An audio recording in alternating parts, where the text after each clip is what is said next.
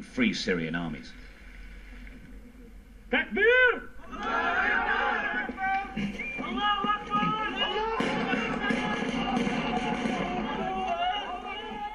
Even a few months ago, the FSA couldn't even man this type of training exercise, let alone fire any bullets. They simply couldn't afford to do so.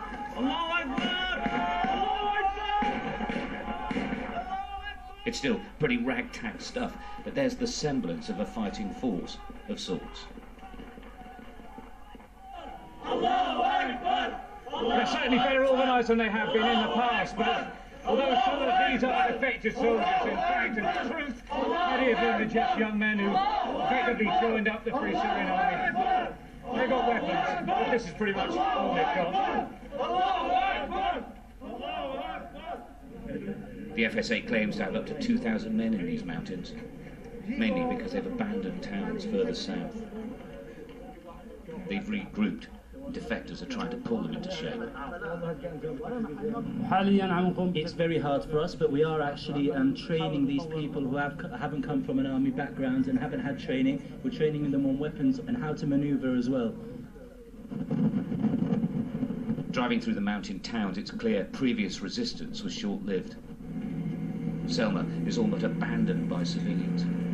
It's a scarred and torn battlefield. A short distance away, the Syrian army controls the main supply highways linking the major cities of the north.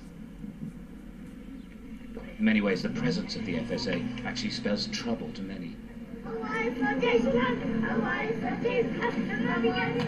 They've taken to basic propaganda to keep the locals on board. Free crisps and sweets work wonders. But senior commanders warned that in this vacuum of proper power and Syrian government advances, Al-Qaeda could easily flourish. There are Arab fighters here, but they don't come to a percentage of 0.5% of the fighters. But if it goes longer and the revolution keeps going on, and Al-Qaeda do start supporting the revolution, then they are going to flood in with higher numbers and have a bigger effect on the area. ونحارب نظام بشار الأسد حتى إسقاطه بعون الله تعالى. The FSA lacks real structure, but it is evolving. This a ceremony joining two groups under one command, the United Al-Hafa Brigade.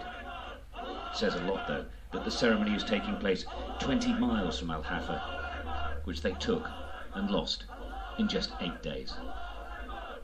Stuart Ramsey, Sky News, Syria.